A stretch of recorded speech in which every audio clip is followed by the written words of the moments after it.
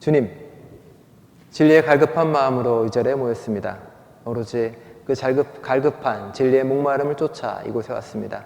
우리들과 말씀을 나눌 때 그 진리의 목마름이 해소될 수 있도록 진리의 영으로 함께 해주시고 우리가 그 목마름을 해소하고 주님의 길에 걸어갈 수 있도록 우리를 이끌어 주옵소서. 이 시간 주님께서 우리와 함께 하시며 이끌어 주실 걸 믿으며 예수 그리스도의 이름으로 기도드립니다. 아멘. 오늘은 저와 여러분들에게 하나님의 축복이 함께 하시기를 축원드립니다. 오늘은 세계 성만찬 주일입니다. 그리고 또 한국은 이제 추석이 시작되는 날이기도 하죠. 추석에 온 가족들이 모여서 흩어진 사람들이 모여서 함께하는 것처럼 세계 성만찬 주일은 찢어진 몸과 같은 세계가 그리고 서로 갈라져 있는 세계가 주님의 몸으로 성만찬 안에서 하나 되길 바람으로 모여 있기도 합니다. 저는 가족이란 말보다는 식구란 말을 더 좋아합니다. 왠지 가족 그러면 혈연이나 족보 이런 게 떠오르기도 합니다. 그리고 예수님의 말도 떠오르기도 하죠. 누가 내 가족이란 말이냐라고 되묻는 예수님의 음성이 떠오르기도 합니다. 식구란 말은 좀 더 정겹습니다. 피나 혈연이 아니더라도 같이 밥 먹는 그 입들을 이야기한 까닭이겠죠. 삶의 애완도 같이 하고 어떤 때는 정말 밥에 물 말아 먹으면서 가난과 역경을 건디기도 하고 좋은 날에는 케이크를 불며 같이 생일 축하하는 그 기억들이 늘 떠오르기도 합니다. 식구는 우리와 함께하는 모든 사람들이고 삶의 애환과 격정을 함께 겪기 때문에 더 따뜻한 느낌이 드는지도 모르겠습니다. 예수님은 그런 식구들의 입을 하나하나 늘렸던 사람들입니다. 제 입 하나 그리고 제 목구멍 하나 챙기기도 급급한 시절에 예수님은 수많은 사람들을 자신의 식탁으로 초대하셨습니다. 예수님은 그 누구도 마다하지 않으셨습니다. 아마 그 시절에는 예전에 잔치 비유 때 말씀을 드렸지만 자기랑 어울릴 만한 사람, 자기 뜻에 맞는 사람, 자기랑 생각이 같은 사람끼리 경제적 수준도 맞고 계급의 수준도 맞고 하는 사람끼리 모여서 하는 그 식탁의 자리에서 예수님은 한 번도 누구를 배제하거나 밀어낸 적이 없습니다. 심지어 예수님은 자신을 적대하는 바리새파의 초대에도 흔쾌히 흥해서 거기서 식사를 하기도 했고요. 여성이 천대받던 시대에 여자들이 초대하는 곳에도 마다하지 않고 그 식당에 가서 마리아와 마르다와 함께 그 집에서 같이 식사를 나누기도 했습니다. 민족의 반역자로 취급받는 세리에게도 가서 식탁을 나누시고 이야기를 나누셨죠.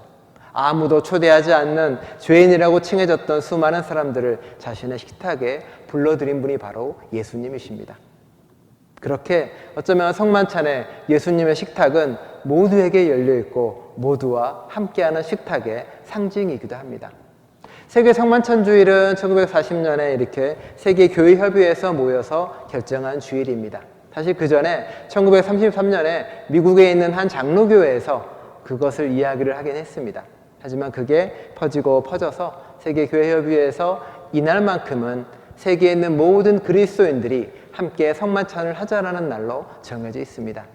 교파도 다르고 그리고 여러 가지 교리도 다르지만 그럼에도 불구하고 우리는 하나다라는 고백입니다. 우리는 조금만 달라도 부딪히고 싸웁니다. 우리는 개신교고 쟤들은 카톨릭이고 정교회고 성공회고 다 다르다고. 다른 걸 싫어하고 다른 걸 밀어냅니다. 사실은 그렇지 않은데요. 교리 좀 다른 게 뭐 큰 대수고 그리고 약간의 차이가 있는 게 뭐 큰 일이라고 이렇게 호들갑을 떠는지 알지 모르겠습니다. 사실 예수님께서는 그 성만찬 식탁의 자리에 모두를 다 차별 없이 부르십니다. 우리가 옛날에는 어느 교회는 이렇게 그 세례받은 사람만 성찬에 참여하도록 했습니다. 그런데 성경에는 예수님이 세례받은 사람만 성만찬에 오라고 한 적이 한 번도 없습니다. 모두를 다 초대했죠. 그런데 왜 옛날에는 세례받은 사람만 성찬에 참여를 했을까요? 예수님이 이제 십자가 못 박혀 돌아가시고 부활하시고 승천하신 후에 초대교회는 엄청난 고난과 역경에 사로잡히게 됩니다.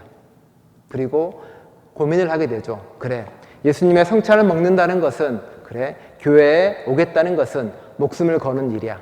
그러니 네가 목숨 걸 각오가 있다면 예수님의 살과 피를 따를 각오가 있다면 성찬에 해라는 결의와 결단이 정말로 강했습니다.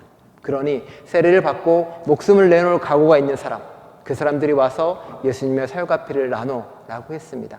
그게 디다케라고 초대교회 문서에 남아 있는 건데 그 전통이 좀 더 강하게 남아 있는 까닭이겠죠.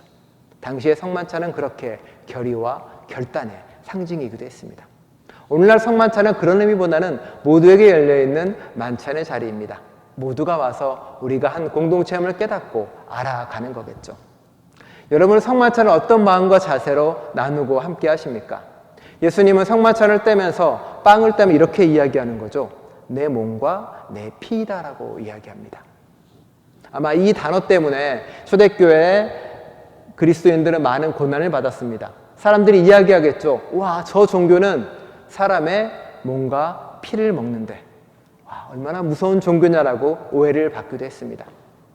예수님의 성만찬을 떼면서 와, 이것은 내 마음이야, 이건 내 정성이야, 이건 내 사랑이야 라고 이야기하지 않았을까요?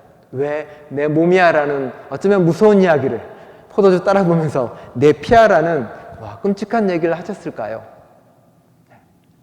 몸과 피, 마음과 영혼, 혼, 정신 뭐 이런 걸 이야기하지 않습니다.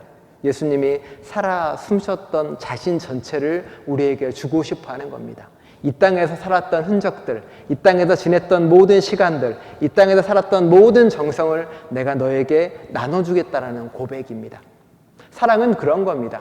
예전에 말씀드렸죠. 표현되지 않는 사랑은 사랑이 덜 익은 거라든지 혹은 아직 사랑하지 않는 것이라고요.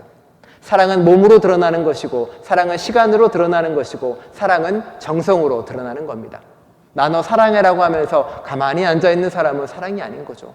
누군가를 사랑한다면 그 사람을 위해서 우리는 무조건 무언가를 하게 됩니다. 집에 앉아있는데 사랑하는 아내가 설거지를 합니다. 어떻게 가만히 앉아있습니까? 어떻게 혼자 앉아 TV 보면서 셀폰 보겠습니까? 당연히 가서 일을 하고 함께 하게 되는 거죠. 가서 쉬어, 내가 할게. 이게 사랑이라고 이야기하는 거죠. 혼자 요리하고 애쓰는데 혼자 그 침대에 누워가지고 못 누워있죠.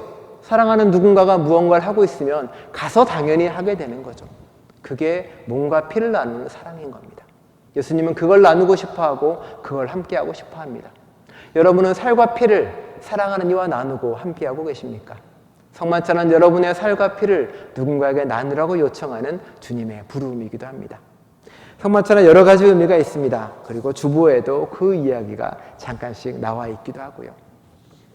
우리는 리마이스에 나온 저 뒤편에 제가 정리해 놨습니다. 오늘 요것만 잠깐 이야기하겠습니다. 주보 뒷면에 보면 뒤에 세계 성만찬 주일의 의미와 가치에 대해서 쭉 나와 있죠. 거기도 짧게 이야기하겠습니다. 첫 번째는 하나님에 대한 감사로서의 성만찬입니다. 우리는 이곳에 빵과 포도주가 오기까지 얼마나 많은 과정을 거치는지 알고 있습니다. 해와 바람과 땅과 수많은 창조물들이 이곳에 깃들어 있고요. 그리고 수없이 많은 사람들의 노동과 힘이 저곳에 있습니다. 어쩌면 이주 노동자나 혹은 지금 고통받고 힘들어하는 가난한 사람들의 손길도 저 안에 들어가 있겠죠. 빵과 포도주가 이 앞에 온다는 것은 창조세계 하나님에 대한 그 모든 것들이 이 안에 들어있는 것이고 또한 이곳에 오기까지 애쓰고 노력한 사람들의 손길 또한 기억하는 것입니다. 그러기에 우리 성만찬은 감사의 순간이고 찬양과 경배의 시간이기도 합니다. 또한 이것은 그리스도를 기억하고 기념하는 것입니다. 누군가를 기억한다는 건 어떤 의미가 있을까요? 나 우리 부모님을 기억해. 내 친구를 기억해. 그냥 메모리로서만 하는 게 아니겠죠. 내가 부모님의 사랑을 받았다면 나는 그 사랑으로 살아가는 삶에 대한 고백을 하는 것이고요. 내가 누군가를 기억한다는 것은 그 기억이 내 안에 들어와 살아있다는 것입니다. 노벨 문학상 작가인 한강 작가는 이렇게 이야기합니다. 그리고 늘 고민하는 게 그럽니다.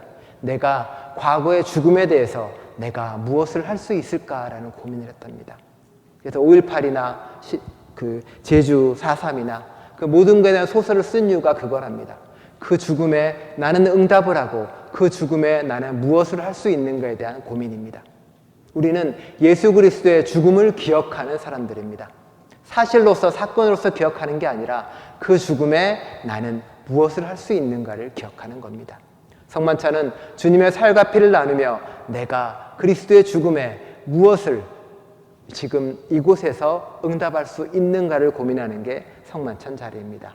또한 성령의 임재로서의 성만찬입니다. 내가 기억하고 그것뿐만이 아니라 내 기억을 통해 내 삶을 통해 성만찬을 나눔으로 성령이 내 안에 들어와서 나를 변화시키도록 이끄는 것입니다. 옛날에 그 말씀이 있습니다. 그 고사성어에 궁죽통, 통죽변, 변죽구라는 말이 있습니다. 그죠? 궁하고 어딘가에 막혀 있으면 통해야 된다는 것이고, 통하려면은 변해야 된다는 것이고, 변한다면은 끝내 구할 수 있다는 이야기입니다. 내가 어딘가에 막혀 힘들 때, 무언가에서 막혀서 움직이지 못할 때 거기서 가만히 남 원망하거나 그러는 것이 아니라 통하려고, 연결되려고 애쓰는 것이고, 연결되려고 애쓰다 보면은 변화할 수 있는 것이고, 변화가 이루어지면 비로소 우리는 구하는 것에 다다를 수 있다라고 이야기합니다. 성령에 우리를 맡긴다는 것은 내 안에 머물러 있지 않고 내가 곧 변하고 달라지겠다는 선택입니다. 내가 주님의 몸과 살이 되겠다는 선택, 그게 성령의 임재를 통해서 이루어집니다. 또한 이 자리는 나눔의 자리입니다. 주님께서 성만찬의 자리에 모두를 초대했던 것처럼 어느 누구도 나누지 않고요. 오늘 디모데전서는 뭐라고 고백합니까?